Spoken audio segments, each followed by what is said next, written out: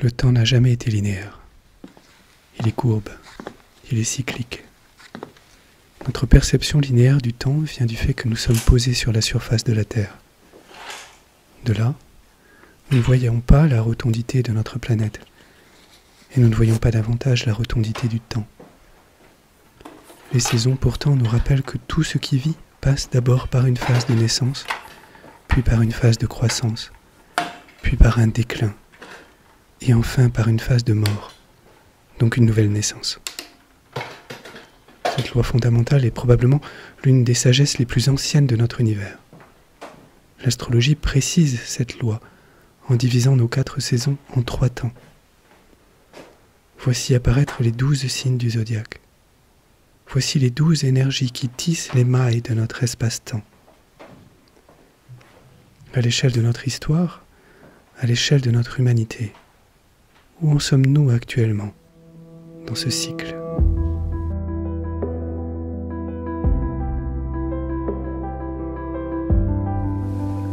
Des hommes forts engendrent des temps faciles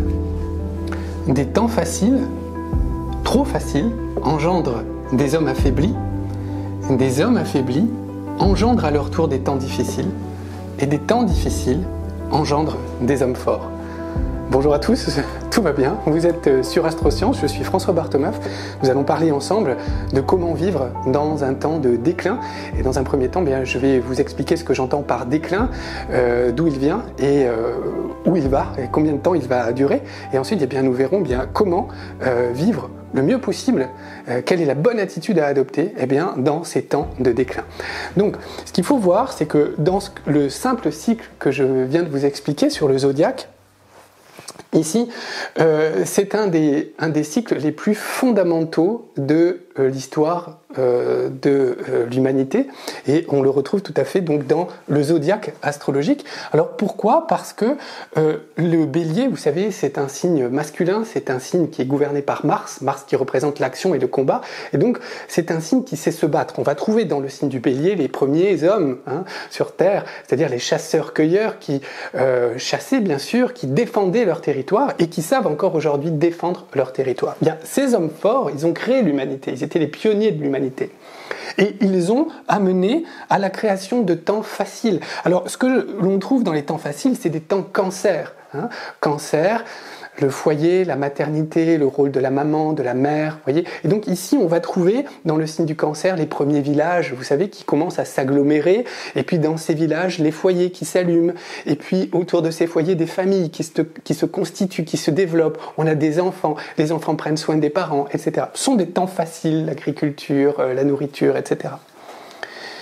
Et puis, lorsque ces temps sont trop faciles, donc là je vais pousser un peu le bouchon, un peu plus loin, comme on dit, lorsque ces temps sont trop faciles, ils engendrent des hommes affaiblis. Alors, les hommes affaiblis, ici, on les trouve dans le signe de la Balance. Alors, loin de moi l'idée de dire que les natifs de la Balance sont tous affaiblis, c'est pas ça, ou ce sont des hommes faibles, c'est pas du tout ça que je veux dire. C'est juste un symbole, la Balance est un signe de paix, mais le risque de la Balance, c'est de se déposséder de soi, justement, au profit de l'autre, au profit des autres, au profit de la paix, de ne pas oser défendre ses frontières, parce qu'on privilégie toujours la paix. Mais si on pousse ce bouchon, ce curseur un peu plus loin, on trouve effectivement un affaiblissement des populations. C'est pour ça que la Balance est opposée au signe du Bélier. Vous voyez, le Bélier sait se défendre et la Balance, pas toujours. Pas toujours. C'est pourquoi d'ailleurs, dans le signe de la Balance, le Soleil se trouve en chute. Donc il est affaibli dans le signe de la Balance. Et la Balance est un signe particulier parce que oui, c'est un signe masculin en astrologie, donc il nous parle effectivement des hommes, mais c'est aussi un signe finalement assez féminin dans le sens où la planète de la Balance, c'est Vénus, planète de la femme, planète féminine, vous voyez. Donc ce sont des hommes, mais ils sont potentiellement affaiblis, et notamment si les temps cancer ont été trop faciles. Donc lorsque ces hommes sont affaiblis, forcément ils vont engendrer des temps difficiles. On va revenir vers des temps difficiles parce qu'on ne sait plus suffisamment défendre nos frontières. Et donc on va se laisser envahir par l'extérieur, et ça, c'est la porte ouverte à des temps difficiles. Donc ça, les temps difficiles, c'est le Capricorne. Dans le Capricorne, on va retrouver les sommets, vous savez, les sommets rocheux, enneigés, il fait froid, on tremble, hein, on a froid, voilà, c'est l'hiver. Voyez ? Et donc toute cette période des temps difficiles, où c'est dur au quotidien, où il faut faire des efforts, où il faut travailler, et où malgré tout c'est difficile, eh bien, vont à leur tour engendrer des hommes forts dans le signe du Bélier. Des hommes qui vont savoir se battre parce qu'ils viennent de ces temps difficiles du Capricorne. Voyez ? Et donc ces hommes forts vont à nouveau générer des temps faciles, etc., etc., etc. Nous sommes ici face à un des cycles que j'estime être les plus fondamentaux de l'histoire de notre humanité. Donc, où est-ce que nous en sommes dans ce cycle, à votre avis ? À votre avis ? Évidemment, nous sommes dans cette phase, ici, hein, cette phase entre la Balance et le Capricorne. Une phase qui est forcément une phase de déclin, à l'image d'ailleurs de la saison. Ici, la saison, vous savez que la Balance, c'est l'équinoxe d'automne, et le Capricorne, c'est le solstice d'hiver. Donc entre la Balance et le Capricorne, nous sommes dans l'automne. Et l'automne est une phase de déclin. Hein. Symboliquement, c'est ça, mais réellement aussi. C'est-à-dire les feuilles tombent des arbres, les arbres se dépouillent, la nature se dépouille, et progressivement, on se dirige vers des temps de plus en plus froids, hein, de plus en plus durs, où la nature se recroqueville dans le signe du Capricorne. Donc nous sommes... là, au moment où je fais cette vidéo, nous sommes en octobre, hein, mais au-delà de cela, à l'échelle de notre humanité, des cycles que nous vivons, eh bien, nous sommes actuellement dans une phase de déclin, dans une phase d'automne, entre la Balance et le Capricorne. Où est-ce que nous en sommes plus précisément dans cette phase ? Eh bien, je pense que nous sommes à peu près au milieu de cette période de déclin, nous sommes à peu près au milieu de la phase automnale, je dirais, et c'est là, au milieu du déclin, qu'on voit le plus le déclin. Hein. Vous savez que tous les transits des planètes, hein, on peut représenter les transits cycliques des planètes comme ceci, bien, lorsque la planète commence à décliner en position, bien, ici, son déclin est très peu visible. On voit très peu de différence. En revanche, lorsqu'elle est ici, la planète est à sa vitesse maximale, et ici, on voit vraiment le processus se réaliser, se matérialiser autour de nous. Donc, au milieu de notre phase de déclin, actuellement, là où nous en sommes, bien, ce déclin est très visible autour de nous, mais je dirais aussi à l'intérieur de nous. Hein. Bon, alors j'avais prévu tout un... Alors, pas un déclin, mais une déclinaison de ce déclin. Mais je vais faire plus court parce que, en fait, vous aurez le temps de l'observer comme moi, simplement dire qu'il est partout dans notre société, il est partout autour de nous, et comme l'extérieur est un miroir de notre intériorité, il faut comprendre que le déclin que nous voyons autour de nous, il est aussi en nous, mais il est beaucoup plus difficile de l'observer en nous, hein, de même qu'un couteau a du mal à se couper lui-même, eh bien nous-mêmes nous avons du mal à observer le déclin en nous, mais par contre ce que l'on peut faire, c'est lorsque l'on observe le déclin dans notre société, on peut comprendre que, en fait, ce qu'on observe à l'extérieur et qui a tendance parfois à nous scandaliser, en fait, c'est la même chose à l'intérieur de nous. Et prendre conscience de ça, c'est très important parce que ça amène une transformation du subconscient. Hein. C'est-à-dire qu'on devient fou, en fait. On se dit, mais c'est pas possible. C'est pas possible que ce que je vois à l'extérieur, en fait, même si je ne le ressens pas, en fait, ça se passe aussi à l'intérieur de moi. C'est le même processus de déclin. Hein. Alors, le déclin, on peut l'observer dans notre société au niveau spirituel, religieux, philosophique. Je pourrais traiter les trois. Simplement, philosophique. Il n'y a plus de penseurs aujourd'hui. Hein, vous comprenez, on se réfère toujours aux penseurs du passé. Et puis, lorsqu'il y a un penseur aujourd'hui qui émet une pensée philosophique dans la société, déjà, elle n'est pas relayée. Et pourquoi elle n'est pas relayée ? Parce que je pense que les acteurs, les relais médiatiques de la société ne sont plus capables d'identifier et de comprendre cette pensée philosophique. Et de même, nous-mêmes, nous sommes incapables, ce n'est déjà plus à notre portée de comprendre un raisonnement philosophique moderne de maintenant. Hein. Bon, mais bien sûr religieux, bien sûr spirituel, évidemment, politique. Hein. Nous sommes dans un déclin politique, c'est-à-dire la classe politique d'incompétents qui nous gouverne aujourd'hui. Quelque part, nous l'avons laissé passer. Et nous l'avons mise au pouvoir. Hein. Alors une fois, on peut faire une erreur, 2 fois, là, c'est grave. Ça veut dire que vraiment, ce déclin en nous, pour laisser passer 2 fois de suite des personnes qui sont en train de détruire notre civilisation, notre pays, notre histoire, c'est gravissime, quoi. Et c'est vraiment ancré en nous. Hein. Donc, politique, bon, administratif, j'en parle, ça vous connaissez tous les jours, hein, déclin administratif.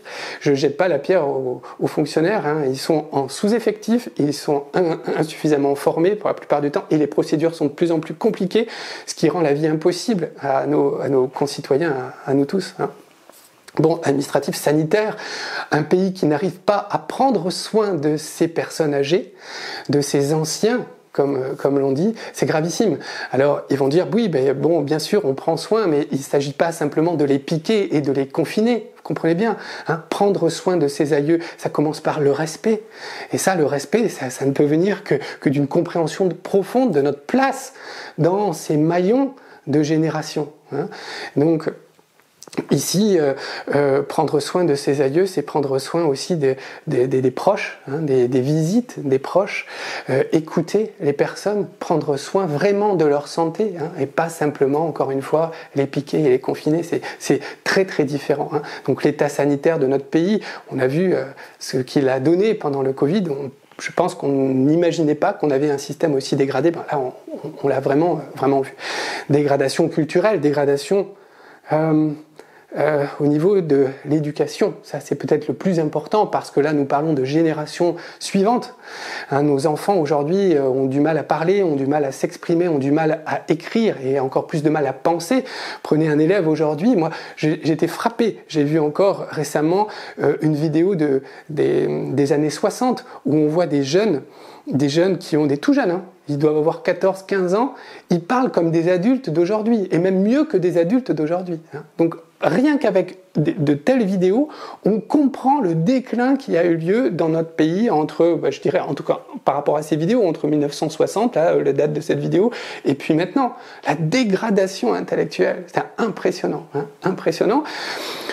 On ne sait plus écrire, je parlais de l'écriture, des correcteurs orthographiques, par exemple, tout un système d'aide, voilà, on écrit sur ordinateur, on écrit par SMS, par mots-clés, et en fait on ne connaît plus l'orthographe, on ne connaît plus la grammaire, et ce qui arrive derrière, c'est bien sûr l'intelligence artificielle, et qui fera le même effet que ces correcteurs orthographiques. C'est-à-dire que, si vous voulez, le correcteur orthographique, c'est un confort, c'est une béquille, et il allait faciliter notre vie, et c'est vrai, hein, mais à quel prix? Au prix de la dégradation de notre connaissance de notre propre langue, ce qui fait qu'on ne sait plus écrire aujourd'hui. Eh bien demain, avec l'intelligence artificielle, on ne saura plus penser, parce qu'il y aura un correcteur de pensée, c'est-à-dire qu'il y aura quelque chose, un système, une béquille qui pensera à notre place. Et dès qu'il se passe ça, eh bien, l'esprit, le corps, peu importe, se relâche, hein, il se repose sur cet artifice jusqu'à ne plus savoir faire les choses par lui-même. Donc ce qui s'est passé, moi j'aime bien cet exemple parce que je le trouve très parlant, ce qui s'est passé avec le correcteur orthographique, c'est ce qui va se passer avec l'intelligence artificielle, sauf que ça ne concernera plus l'écriture, ça concernera la pensée. Et si on ne pense plus, ben on est tout simplement mort, hein, mort spirituellement en tout cas. Hein. Bon, donc ça c'est important. Pourquoi maintenant, bon, vous pouvez décliner bien sûr ce constat du déclin dans tous les domaines de notre société et comprendre qu'il est aussi intérieur. Maintenant, le système qui est autour de nous, parce que évidemment dès que je dis ça, je suis classier complotiste évidemment, mais bien sûr qu'il y a un système autour de nous, hein, ne serait-ce que le système institutionnel, politique, les institutions de notre société forment un système, hein, et donc nous sommes insérés dans ce système. Ben, le système ne veut pas que nous fassions ce constat de déclin.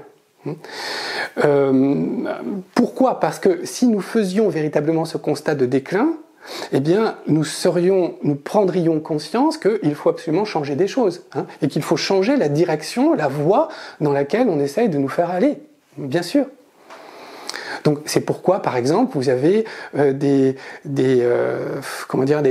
choses qui sont de plus en plus falsifiées dans nos sociétés, comme par exemple l'examen du bac. Tiens, tenez, l'examen du bac, qui avant faisait partie des rituels entre l'enfance et la vie d'adulte. hein. Il y avait, je dirais, 2 rituels enfin, qui me viennent à l'esprit, c'est le bac et pour les garçons, le service militaire. Voilà, ça c'était les 2 rituels que l'on trouve d'ailleurs dans toutes les sociétés de tous âges, de tout temps, de toute époque. Des rituels pour passer de l'enfance à l'état d'adulte. Bon, bien, le service militaire a été enlevé, hein, voilà, vous voyez, balance. Hein. Je vous renvoie à ma vidéo sur la perte de nos valeurs martiennes. Hein. C'est une vidéo qui s'appelle comme ça, la perte de nos valeurs martiennes, où j'explique bien cette perte-là, de notre capacité à nous battre. Bon, ben, la perte du service militaire. Donc on enlève un rite initiatique du passage à l'âge adulte. Et puis le bac, qui ne veut plus rien dire aujourd'hui, hein, tout le monde a son bac, alors qu'avant c'était si difficile à avoir. Hein. Il fallait montrer des gages d'écriture, de compréhension du langage, etc., de pensée, etc. Aujourd'hui tout le monde a son bac, ça ne veut plus rien dire. Donc on a artificiellement baissé le niveau du bac, bien sûr, pour que les résultats restent les mêmes. Mais grosso modo, enfin globalement, il y a une dégradation impressionnante du niveau scolaire des étudiants. Hein. Donc, vous voyez, donc, on enlève en fait les rituels qui permettent de passer à l'âge adulte. Et qu'est-ce qu'on fait quand on enlève ces rituels? Eh bien, on crée des adolescents attardés. Hein. Ben, vous en avez une image politique. La classe politique actuelle est l'image de ça. C'est-à-dire des personnes qui ne sont pas passées par ces rituels initiatiques à l'état pour entrer dans l'âge adulte. Hein, vous voyez? Donc c'est ça le risque. Hein, c'est de créer des grands enfants en fait. Et ces grands enfants ensuite vont représenter la société et vont quelque part diriger la société. Ils ne sont pas complètement finis d'être construits en termes de personnalité et déjà ils sont propulsés dans l'âge adulte. Vous voyez? Donc on gomme artificiellement ce déclin. Hein, on falsifie des critères pour dire qu'en fait non, il n'y a pas de déclin, hein, ou en fait c'est juste un ressenti du déclin. Hein, mais en fait, objectivement, non, c'est pas un déclin. D'ailleurs, votre pouvoir d'achat augmente. Bon, peut-être pas en ce moment, parce que là, ils peuvent pas quand même masquer, c'est trop flagrant. Mais grosso modo, depuis les années 60, pour reprendre l'exemple de tout à l'heure, eh bien, votre pouvoir d'achat ne cesse d'augmenter. Votre qualité de vie ne cesse d'augmenter. Vous êtes de mieux en mieux. Hein, de mieux en mieux. Et de mieux en mieux. Voilà. Mais vous ne le savez pas, en fait. Moi, à mon petit niveau, dans mes consultations astrologiques, ce que je vois, c'est une explosion des burn-out. J'ai jamais vu autant de burn-out. Dans le travail, hein, c'est-à-dire de dépression, ce qu'on appelait autrefois les dépressions, on les appelle maintenant des burn-out. Et dans le burn-out, ce qui est complètement caractéristique, c'est la perte de sens. Les personnes ne trouvent plus de sens à ce qu'elles font.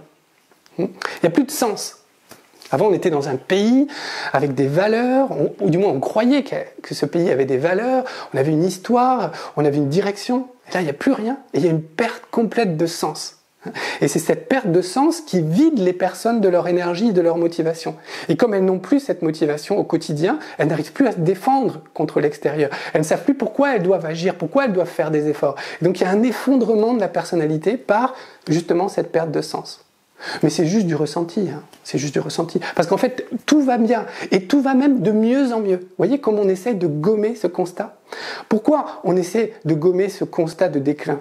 Parce que si les personnes prenaient conscience que nous sommes effectivement dans une période de déclin à grande échelle, hein, eh bien, on se dirait, mais il faut changer les choses. Hein. Il faut renverser le système. Or, le système ne veut pas être renversé puisque c'est lui qui nous canalise et quelque part aussi c'est lui qui nous exploite. Ce qu'il faut comprendre, c'est que ce système-là qui nous mène dans cette voie, en fait, il nous tond, hein, il nous exploite derrière. Vous savez, aujourd'hui, les 2 valeurs qui gouvernent la direction de nos civilisations, c'est la recherche du pouvoir et l'argent. Alors, vous allez me dire, la recherche du pouvoir, ça a un peu toujours été, c'est vrai, mais là, c'est quand même mondialisé. C'est-à-dire qu'avant, ça restait dans un cadre peut-être étatique. Là, on est dans une recherche de pouvoir mondialisée. Et pareil, l'économie, le capitalisme et je vous parle ici, je n'ai aucun avis fondamental sur le capitalisme, sauf quand il est dévoyé, quand il devient excessif. Et là, c'est ça. C'est-à-dire que ce qui gouverne nos sociétés actuellement, c'est le pouvoir, pouvoir politique souvent, et puis l'argent. Capitalisme débridé que l'on observe. Donc, et puis, troisième point, c'est la science, la technique, la technologie. Et cette technologie est un sous-dieu. Et elle se met au service des deux autres, au service de l'argent et au service du pouvoir. Il y a des personnes qui vont chercher plus le pouvoir, et puis d'autres qui vont chercher plus l'argent. T'es plus quoi? T'es plus pouvoir? T'es plus argent? T'es un peu les deux. Moi, je suis plus pouvoir. Toi, t'es plus argent. Ouais, c'est ça, en fait. Mais ça donne pas un sens à la vie. Ça donne pas un sens à la vie. Et donc, pendant qu'on nous emmène dans cette direction, ce système, eh bien, il nous exploite. Alors, vous voyez, les courbes du capitalisme. On parle, c'est de la spéculation, vous savez, c'est comme ça. C'est-à-dire, l'ensemble de la population s'appauvrit. Et quand je dis s'appauvrit, je parle aussi bien du niveau intellectuel que du niveau financier. Bon, tout est appauvri. Et puis, il y a quelques personnes qui sortent du lot et qui, elles, tirent à elles la couverture, accaparent du pouvoir, une forme de brillance, pour dire « Hey, regardez, c'est possible, regardez comme c'est facile pour moi, regardez tout l'argent que j'ai, regardez tout le succès que j'ai. » Donc, on a des oasis de personnes qui sortent du lot, très individuellement, et qui donne des gages en disant « Regardez comme la société va bien », parce que le rêve américain, moi je l'ai fait, regardez comme je me suis enrichi, le pouvoir que j'ai, ou alors comment je suis sorti du lot sur YouTube, comment j'ai accumulé telle renommée, ou telle réussite, ou telle somme d'argent, vous voyez ? Et donc, les personnes qui, elles, souffrent, qui sont dans la masse, là, dans le troupeau, et qui voient ces personnes, se disent « Bah oui, mais en fait, c'est possible, alors je peux ». Et donc, progressivement, eh bien, on a une société qui est de plus en plus individualisée, où en fait, on sent bien qu'on ne peut pas réussir par son travail, mais par, eh bien, une forme de chance, ou une forme de buzz, à un moment donné, où hop, ça y est, et puis, j'ai incarné ce pouvoir individuel par rapport à autrui. Vous voyez ? Bon, mais ça, c'est pas une société. Ça, c'est juste des gages pour dire que ça continue comme ça, et ça donne de l'espoir aux personnes, alors qu'en fait, globalement, toute la population, toute notre civilisation est en train de s'appauvrir financièrement et surtout intellectuellement. Vous voyez ? Ouais. Bon, et puis donc il y a une courbe qu'on voit pas dans ce capitalisme, parce que c'est de la spéculation, et on imagine des courbes. Alors je spécule sur l'or, je spécule sur la monnaie, je spécule sur les matières premières. Mais il y a une courbe qu'on voit jamais. Et pourtant, elle est là. C'est peut-être la plus importante des courbes. C'est la courbe de notre population, en fait. Et ce capitalisme débridé, il spécule en fait sur une courbe fondamentale qui est nous. C'est-à-dire, il spécule non pas seulement sur le blé, ou sur les céréales, ils spéculent sur nous, les humains. Voyez ? Parce que derrière, il y a tout un système d'exploitation de l'humain qui se met en place. On l'a vu, par exemple, au travers du Covid. En fait, tout est prêt. C'est-à-dire que en amont, le système, les représentants de ce système, par exemple, investissent dans le domaine pharmaceutique. Dans des vaccins, dans de l'ARN messager, dans de la recherche, dans des solutions thérapeutiques, etc. Tout est prêt. Donc ça, c'est une embuscade. Et puis ensuite, on peut imaginer un troupeau, nos populations, avec de chaque côté, vous savez, comme dans les westerns, il y a des cow-boys qui canalisent ce troupeau. Il y a un petit peu à droite, un petit peu à gauche, un petit peu par là, hop, ça y est. Voilà, tac, voilà, le virus, le vaccin, voilà, tout est prêt. Vous voyez, on tombe dans une forme d'embuscade où tout est prêt. Et là, on va nous tondre. Voilà, on va nous exploiter comme du blé ou comme des céréales. Sauf que c'est de la matière humaine ici. Et donc, une fois qu'on a bien été tondu, là, vous voyez, eh bien, on va nous dire, maintenant, il faut aller par là. Ou vous pouvez vous diriger par là, par exemple, vers les voitures électriques. C'est pour sauver la planète. Alors, c'est par là. C'est dans cette direction. Et là, tout est déjà prêt. C'est-à-dire, ils ont déjà investi. C'est déjà tout prêt, ils nous attendent. Vous voyez? Donc, on arrive, et puis là, on va travailler pour se payer notre voiture électrique hors de prix. Vous voyez? Et ça, eh bien, tout le système va continuer à s'enrichir, à faire ces petites affaires sur le dos du troupeau humain qui l'exploite un peu plus chaque jour. Hein, vous voyez.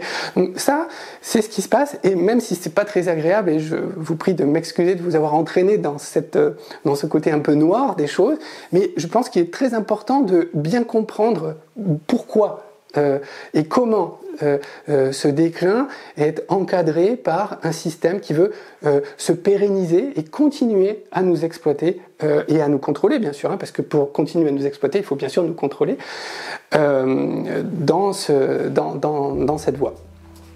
Ok, donc maintenant, nous allons rentrer dans une... Donc, merci pour cet effort, hein, vous avez suivi les choses. Bon, voilà, on a bien noirci un peu le tableau, mais en fait, sans trop le faire, en fait. Hein, c'est comme ça que ça se passe, c'est la réalité. Bon, maintenant, deuxième partie, nous allons voir, est-ce qu'il est possible de stopper ce déclin, hein? Ben, bonne question, eh bien, je vous retrouve tout de suite. Mars ne va pas trouver de relais au niveau énergétique dans le signe du cancer. Le signe du cancer représente l'enfance, hein, nous l'avons vu, c'est le petit enfant, disons avant 12 ans.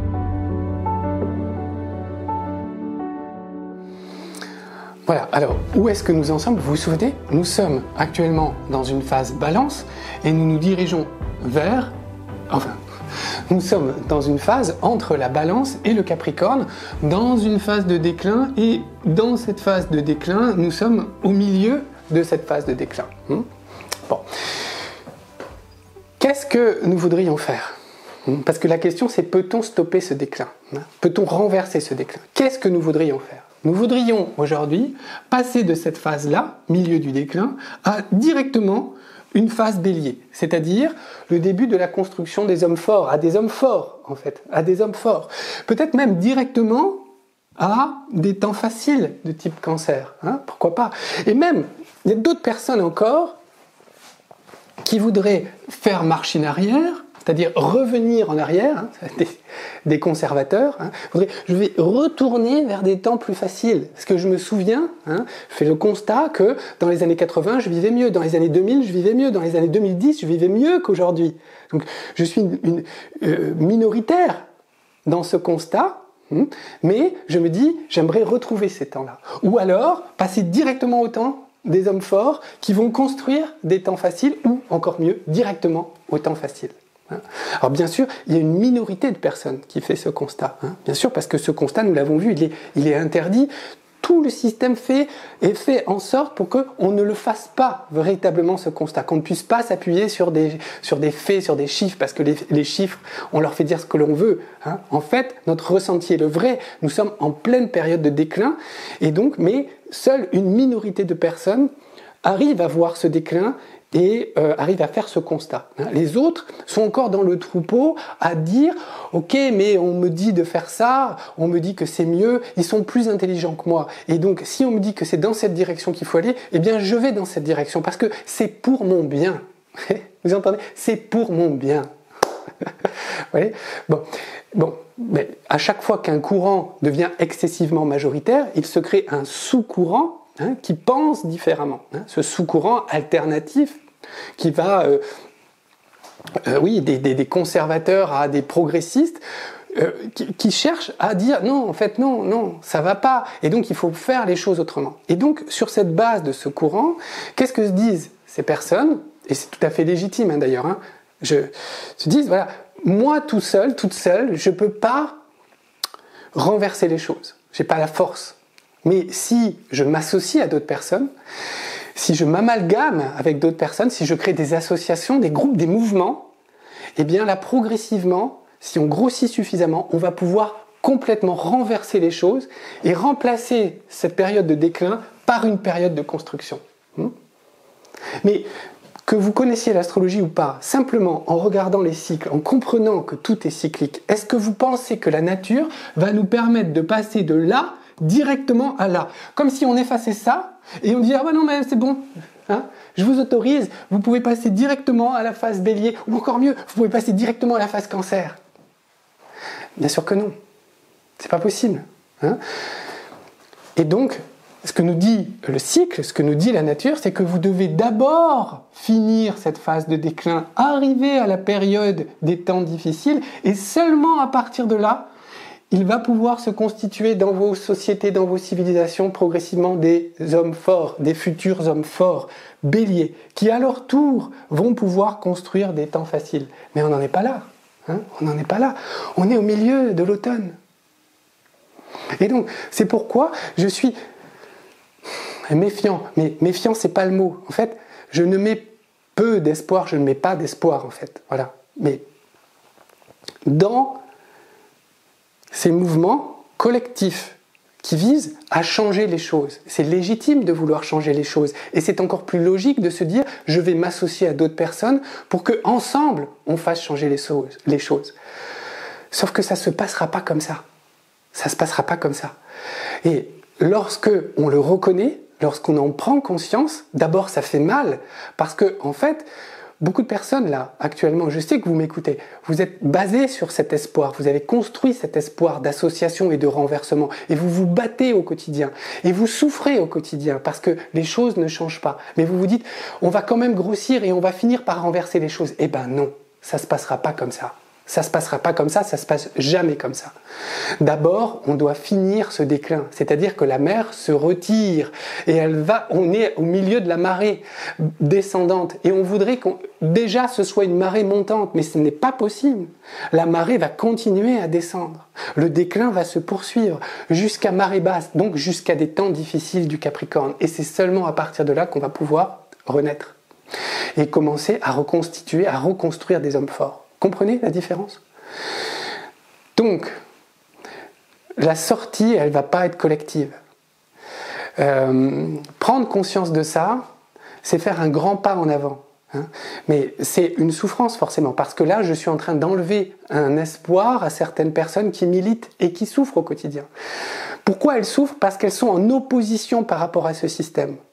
Vous êtes en opposition par rapport à ce système, vous n'acceptez pas cette période de déclin. Et donc quelque chose en vous résiste, devient amer. Il y a le développement d'une amertume en vous, hein, une énergie mauvaise. Vous bloquez des énergies en essayant de résister à ce déclin. Comprenez?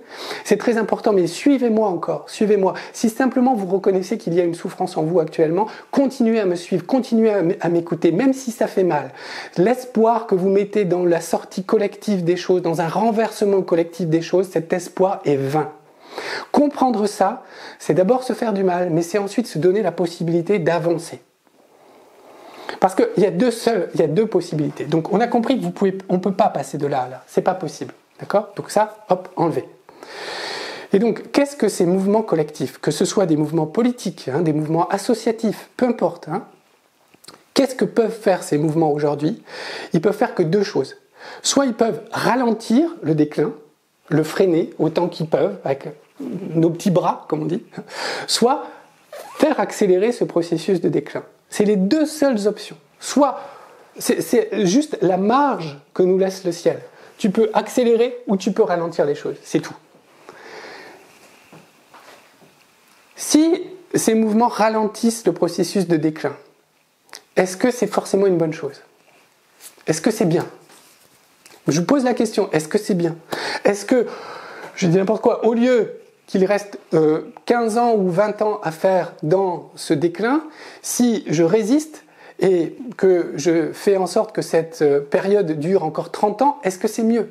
Est-ce que j'aurais gagné quelque chose? Est-ce que, en tout cas, j'aurais pas empêché d'arriver à des temps difficiles?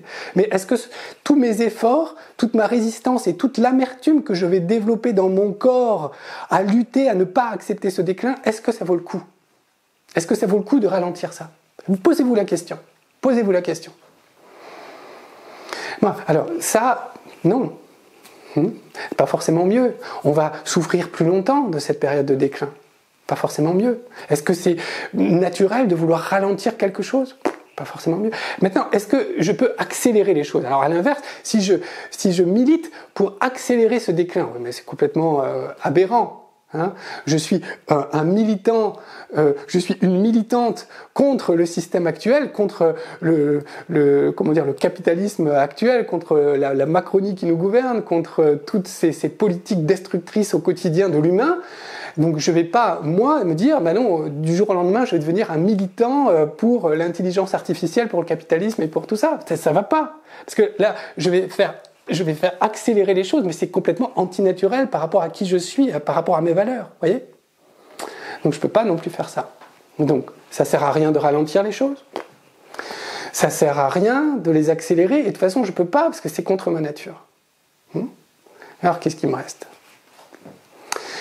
Et c'est là où il faut prendre le temps de réfléchir. C'est-à-dire, il n'y a pas de sortie collective, il n'y a pas de sortie vers un... On ne peut pas couper dans les virages. On peut pas, ça ne sert à rien d'accélérer, ça ne sert à rien de ralentir non plus. Alors qu'est-ce que je peux faire ? Eh bien déjà il faut comprendre que la sortie elle ne peut être que individuelle. C'est-à-dire qu'il y a un travail que l'on peut faire intérieurement, individuellement. Et c'est ça qui est complètement paradoxal avec ce que je vois, avec ce que j'entends autour, et croyez-moi c'est le fruit de beaucoup de réflexions, c'est que en fait la sortie va passer par un mouvement collectif. Eh bien non. La sortie, elle passera par un mouvement individuel. C'est-à-dire que la sortie, la solution, elle n'est pas dans les associations, elle n'est pas dans les communautés, elle n'est pas dans les mouvements. Elle est en vous, elle est à l'intérieur de vous. Alors, bon, je sais. Ouais. C'est-à-dire, il faut entrer en résistance soi-même. Entrer en résistance soi-même. Ne pas se laisser emporter par cette marée descendante. Dire, non, moi, la marée va descendre. Il ne s'agit pas d'empêcher la marée de descendre. Hein. Je ne vais pas la ralentir non plus, comme ça. Imaginez avec l'eau qui passe entre les doigts. Hein. Et puis je ne vais pas courir dans le sens de la marée non plus. Moi, je ne vais pas bouger. Je vais rester là. Et je vais faire en sorte d'être un rocher sur la plage. Vous voyez ? Voilà. La marée s'en va. Oui, elle va emporter beaucoup de personnes. Elle va emporter beaucoup de personnes avec elle, cette marée. Hein. Beaucoup de personnes. Et donc, moi, je ne vais pas bouger. Je vais rester fixe sur mes positions. Je vais refuser de suivre ce mouvement. Voilà. Et ça, c'est difficile à faire. Et ça, c'est une décision individuelle. C'est une action individuelle. Individuelle. Individuelle. Voilà. Je deviens ce rocher sur la plage. La marée se retire. Voilà. La marée se retire. Et en fait, c'est tout ce qu'on ne veut pas. Pourquoi ? Parce que ça demande un effort individuel de faire ça. Ça demande d'être seul. Or, les personnes là, qui sont dans la résistance, et je vous salue tous, je vous salue toutes et tous, hein, je vous félicite pour ce constat que vous faites. Mais vous ne pouvez pas vous en sortir collectivement, d'accord ? C'est individuellement qu'il faut vous en sortir. Or, on ne veut pas faire ça, parce qu'on a besoin d'être dans des associations, parce que ça nous fait du bien. Parfois même parce qu'on trouve notre identité dans ces associations, dans ces mouvements. Hein, il n'y a plus de sens. On a vu qu'il n'y avait plus de sens dans la vie tout à l'heure, hein, les burn-out, etc. Et puis j'ai trouvé que dans cette association, j'ai pris des responsabilités, j'ai pris la parole, ou tout simplement je milite dans cette association, ça me fait du bien. Ça me permet de remettre ce manque de sens un peu sous le tapis. Hein. Je trouve mon identité, je trouve une nouvelle identité dans mon action militante. Et je suis soutenu par d'autres frères et sœurs et ça me fait du bien. Voilà. Est-ce que ça fait avancer les choses ? Est-ce que je retarde la marée ? Est-ce que je la freine ? Est-ce que je la fais remonter ? Pas du tout, pas du tout, pas du tout. Hein. La marée va descendre. Hein. Ça me fait du bien. Mais le problème, c'est que, en fait, on n'a pas le courage d'être seul aujourd'hui et de se dire non.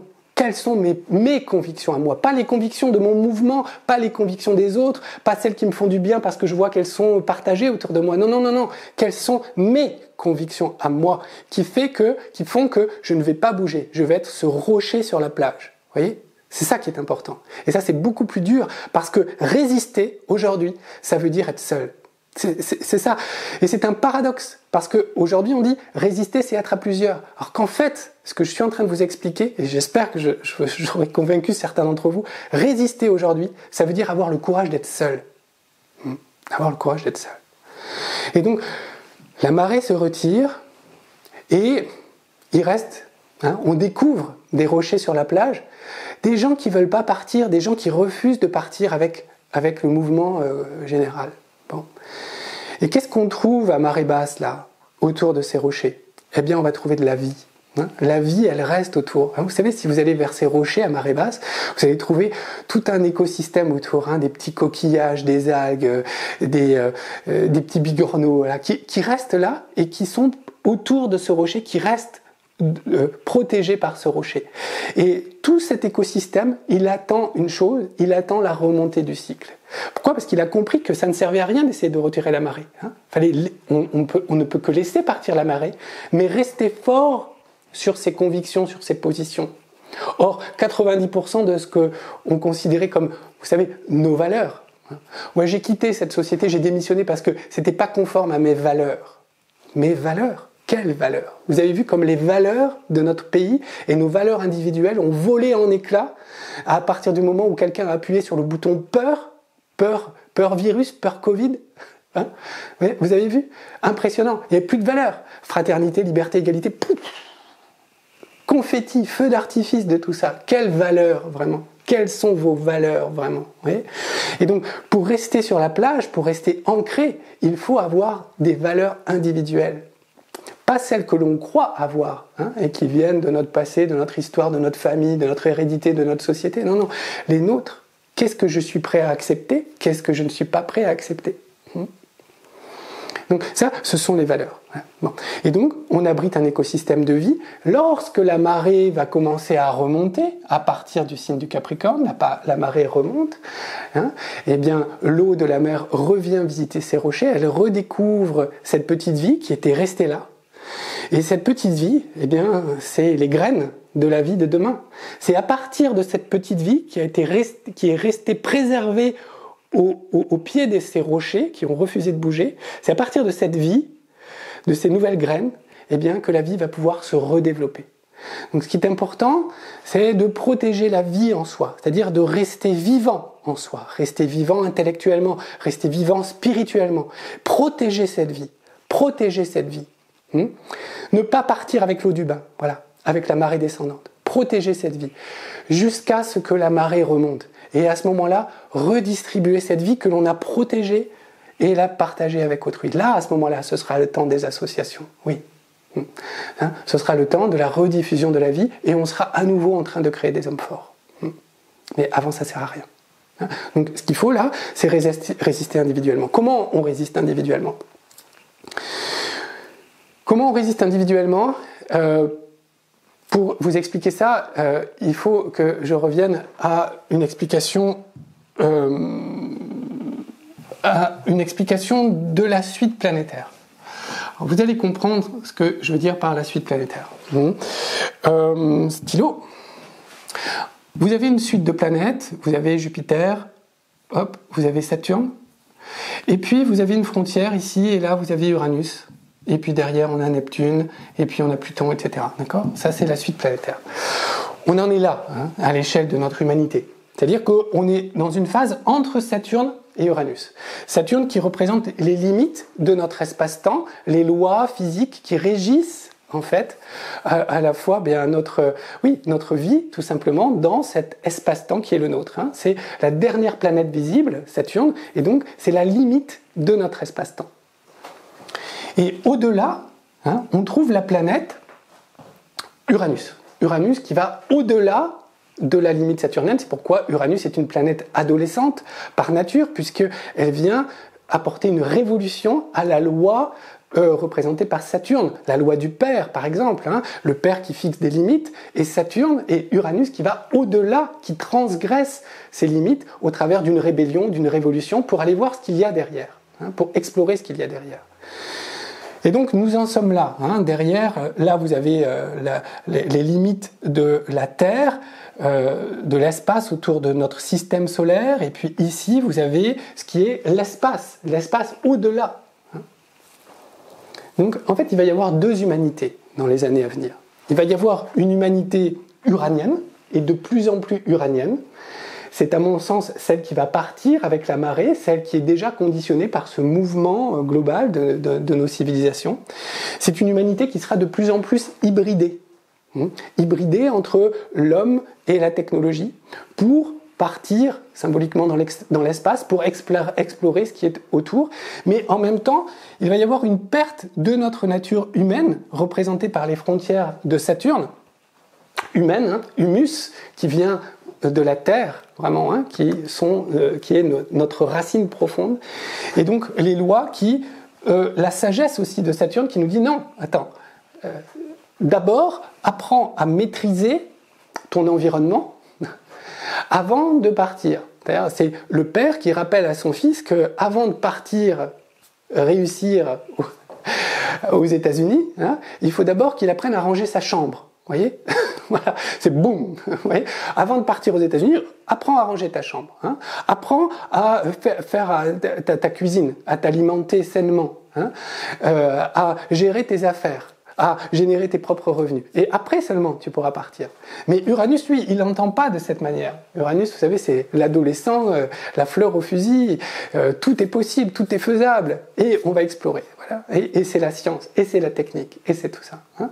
Donc il va y avoir une humanité hybridée qui va partir, et qui va s'hybrider de plus en plus, qui va s'ouvrir à l'intelligence artificielle et à bien d'autres choses, et qui va être de plus en plus déconnectée avec les racines terrestres. Mais cette humanité, elle n'est pas prête. Et c'est pas moi qui le dis. Quel est le bilan de notre gestion de notre espace intérieur? Espace intérieur, vous avez vu comment nous avons géré notre espace intérieur au travers de la crise Covid. C'est impressionnant. C'est-à-dire que, voilà, oh bah oui, il faut que je me pique. Ah bah je me pique. C'est pour mon bien. Vous voyez, sans dire réfléchir, hein, le bon sens. Est-ce que c'est si bien de dire à mon corps, écoute mon corps, tu vas synthétiser, tu vas construire toi-même des éléments de virus, par toi-même, tu vas devenir une usine à fabrication du parti de virus, et à partir de là, eh bien, je vais te demander de combattre ce que tu as toi-même construit. Hein. C'est logique, vous comprenez? Donc, le bon sens, vous voyez, le bon sens. Hein, la gestion de notre intérieur. Est-ce qu'on sait gérer notre intérieur? Et est-ce que, par extension, on sait gérer notre environnement? Est-ce qu'on sait gérer notre terre? Vous voyez où nous en sommes aujourd'hui. Donc, force est de constater que ça, c'est pas une réussite. Hein. Nous n'avons pas encore appris à ranger notre chambre. Nous n'avons pas encore appris à nous faire à manger nous-mêmes et à gérer notre environnement. Et pourtant, on veut partir en avant. Hein. On veut partir suivre Uranus. La technologie va nous apporter les solutions dont nous avons besoin. Il y a un problème écologique, il y a une solution technologique. Il y a un problème économique, il y a une solution capitaliste. Vous voyez, hein. C'est toujours pareil. Toujours le solutionnisme par la technologie, etc. Sauf que ces personnes ne sont pas prêtes. Et un peu comme la marée, hein, qui part et qui emmène au loin, ils vont partir loin. Ils vont se laisser porter par l'hybridation et à chaque problème, chaque difficulté, une solution technologique. Et puis, à un moment donné, il va y avoir un constat que, en fait, ça ne marche pas. C'est-à-dire que ce qu'on n'a pas réussi à résoudre, à gérer dans cette partie, en fait, si on part trop tôt, on va l'exporter ailleurs. C'est-à-dire si on a détruit la Terre, par exemple, on va détruire l'espace. Parce qu'on ne sait pas mieux gérer l'espace qu'on ne sait gérer la Terre. Voyez ? Et c'est vrai pour notre intérieur également. C'est pareil. Donc à un moment, cet adolescent-là qui va partir, ce fils prodigue, à un moment, il va constater son échec. Et à un moment, il va devoir revenir. Hein, c'est le retour du fils prodigue. Et tenez, justement, j'ai reçu une petite carte de la part d'une de mes consultantes et je tiens à la remercier, Madame Lévy. Merci beaucoup, Madame Lévy. Vous m'avez adressé une petite carte sur le retour du fils prodigue. Là, c'est tout à fait ça. Vous voyez ? Merci. Le retour du fils prodigue, c'est ça. Hein, c'est le retour de cette humanité hybridée uranienne qui va revenir progressivement vers Saturne. Et c'est qui Saturne ici? C'est les rochers sur la plage. C'est les personnes qui n'auront pas bougé, qui auront continué à rester en vie, à protéger la vie, à protéger cette humanité, comme un trésor que l'on protège malgré que la mer se soit retirée, malgré le soleil qui tape. Eh bien, ce rocher, il protège par l'ombre qu'il fait, par la protection qu'il apporte, il protège cette vie comme un bien hyper précieux et de plus en plus rare, et de plus en plus rare. Voyez ? Et donc, à un moment donné, qu'est-ce qui va se passer ici? Eh bien, dans cette phase uranienne, le fond va disparaître progressivement. L'humain ne saura plus rien faire et tout ce qu'il fera sera de mauvaise qualité. Ça sera banal, ça sera artificiel. Et donc il ne restera plus que la forme. Et c'est d'ailleurs ce que l'on constate déjà dans ce mouvement à l'intérieur de nos sociétés. Le fond, la qualité disparaît au profit de la forme. Et pour compenser, la forme se fait de plus en plus clinquante, de plus en plus brillante, vous voyez, pour compenser la perte du fond. Et puis à un moment, même cette forme brillante finit par se désagréger. Elle tombe et on découvre qu'en fait il n'y a plus rien. Parce que derrière cette forme, il n'y a plus de fond. Et il n'y a plus de fond déjà depuis longtemps. Et donc là, c'est le retour du fils prodigue. Le retour du fils prodigue, je vous invite à redécouvrir cette parabole d'ailleurs. Le retour du fils prodigue et on revient vers ces rochers saturniens. Et là, on redécouvre le bon sens. On redécouvre... Saturne, c'est quoi? Saturne, ici, c'est l'effort et le temps. Vous savez, Saturne, c'est Chronos. Donc on va redécouvrir l'effort et le temps. On va redécouvrir le fait de penser par soi-même, de s'accorder du temps, de faire des efforts dans le temps. Ça qui est important. Alors, par exemple, comment est-ce que cette résistance va se manifester au travers de Saturne? Qu'est-ce que c'est résister? Qu'est-ce que c'est qu'être un rocher sur la plage aujourd'hui? C'est faire des efforts, par exemple, pour s'habiller. Vous avez vu la dégradation des vêtements, de la garde-robe des personnes. Je parlais de 1960 à maintenant, mais vous avez vu la dégradation? Je veux dire, c'est impressionnant. Je veux dire, donc, bien s'habiller, faire l'effort de bien s'habiller, de choisir des vêtements, c'est déjà anodin, mais c'est déjà être dans la résistance. Je refuse de partir dans la médiocrité. Voilà. Et j'habille mon corps. Je respecte mon corps. Et en respectant mon corps, je respecte mon environnement parce que je présente quelque chose qui relève d'un effort pour être décent. Pour ne pas se laisser emporter encore une fois par cette médiocrité. Penser. Je fais l'effort de penser par moi-même. Oh, comme disait Cyrano, ne pas monter bien haut peut-être, mais tout seul. Voilà, penser par soi-même.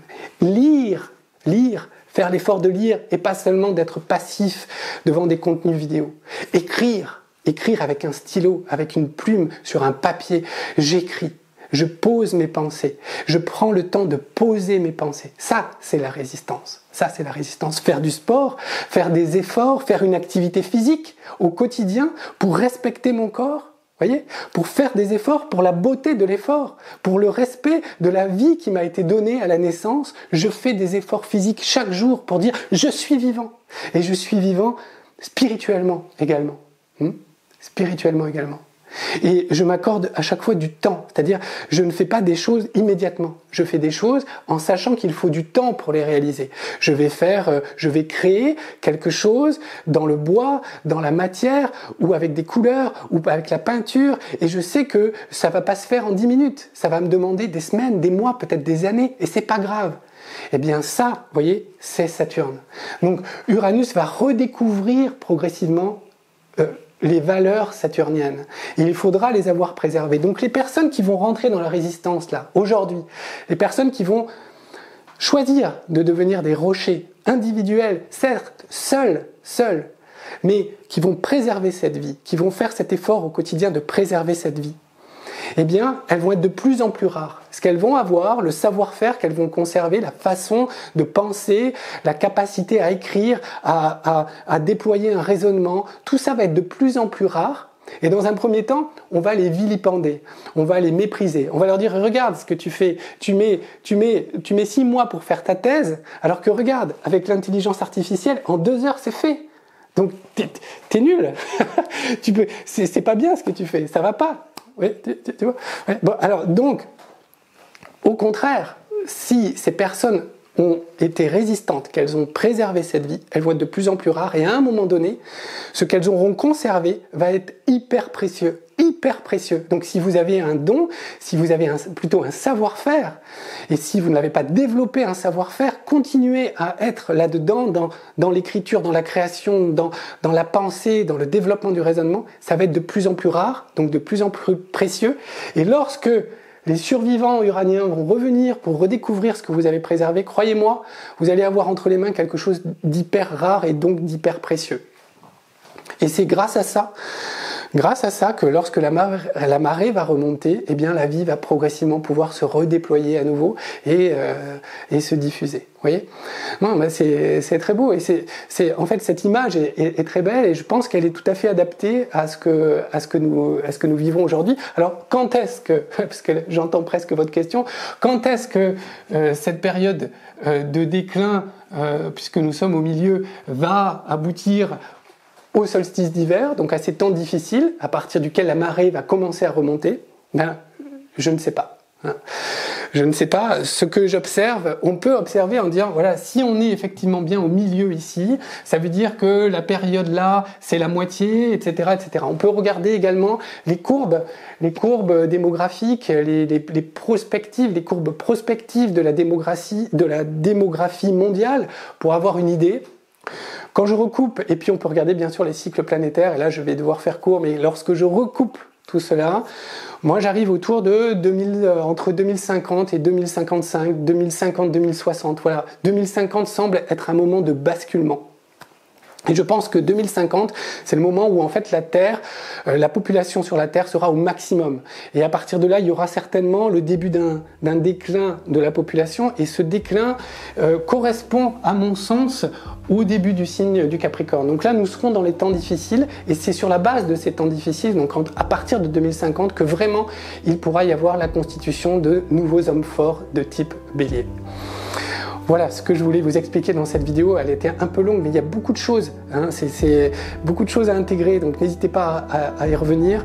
Je vous remercie beaucoup pour votre attention. Moi, je vous donne rendez-vous dans de nouvelles vidéos, dans de prochaines vidéos, donc sur Astrosciences. Merci à tous, à bientôt, au revoir.